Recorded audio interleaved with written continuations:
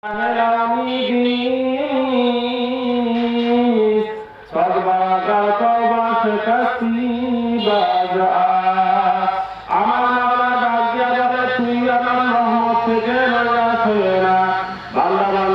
যদি ভূত পরিমাণ গোনা করিয়া থাকো, ভূত পূজার মতো গোনা করিয়া থাকো, তুমি যদি আসমান জমিন সব ভরাইয়া ফেলো গোনার দ্বারা, তারপর আমার রহমত আমার দরবার থেকে নইয়া ফেলো না। লা তাকনাতু মির রাহমাতিল্লাহ। এক মূর্তি পূজক ভূত পূজক 100 বছর পর্যন্ত সলাম সলাম বলিয়া ডাক দেয়, কিন্তু সলাম কিন্তু একদিনও তার ডাকে সাড়া দেয় না। তার ভুলে একদিন তার নাক জবান থেকে ভুলে বের হয়ে গেছে আমার মাওলার একটা সিফাতুল নাম সামাদ।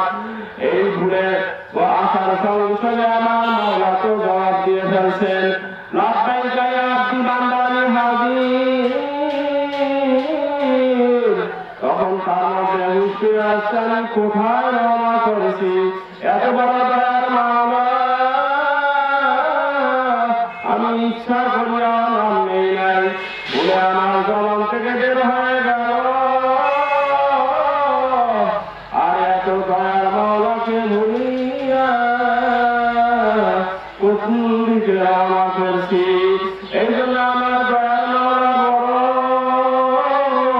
আমার মাওলা যেমন বড় তার রহমত বড়, তার দয়ার কোন সীমা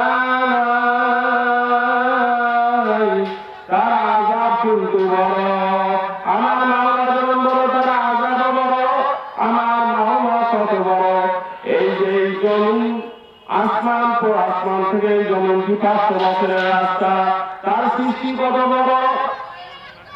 এই প্রথম আসমানটাকে আল্লাহ রাব্বুল আলামিন জমরুদ সবুজ পাথর দ্বারা নির্মাণ করছেন। এই আসমানটা জমিন থেকে 500 বছরের রাস্তা দূরে আসমান। আর এই দ্বিতীয় আসমানকে আল্লাহ রাব্বুল আলামিন লোহার দ্বারা নির্মাণ করেছেন। তৃতীয় আসমানকে আল্লাহ রাব্বুল আলামিন তামার দ্বারা নির্মাণ করেছেন। চতুর্থ আসমানকে আল্লাহ রাব্বুল আলামিন স্বর্ণের দ্বারা নির্মাণ করেছেন। পঞ্চম আসমানকে আল্লাহ রাব্বুল আলামিন রূপার দ্বারা নির্মাণ করেছেন। ষষ্ঠ আসমানকে আল্লাহ রাব্বুল আলামিন লাল ইয়াকুত পাথর দ্বারা নির্মাণ করেছেন। ওই একটা লাল ইয়াকুত পাথরের মূল্য সারা দুনিয়া বিক্রি করলো 1000 বার বিক্রি করলেও হবে না। সপ্তম আসমানকে আল্লাহ রাব্বুল আলামিন সবুজ জমরুদ পাথর দ্বারা নির্মাণ করেছেন। ওই সপ্তম আসমানটার নিকটেই এই 6টা আসমান একটা সরিষার দানার পরিমাণ। এই জন্য আমার মাওলা এত বড় দয়ার মাওলা, আমার মাওলার হুকুম মেনে মাওলার পাগল হয়ে মাওলার খাস বান্দা হয়ে তার হাবিবের খাঁটি উম্মত হয়ে কবরে যাইতে হবে। কেননা আর চোখে পানি নিয়ে কবরে যাইতে হবে, কেননা দুনিয়ার ঘরে আগুন লাগলে যেমন দুনিয়ার পানি ছাড়া যেমন সম্ভব না, ঠিক আপনার আমার গুনার কারণে যে কবরে জাহান্নামের আগুন জ্বলিয়া রয়েছে, ওই জাহান্নামের আগুন কিন্তু চোখের পানি ছাড়া ঠান্ডা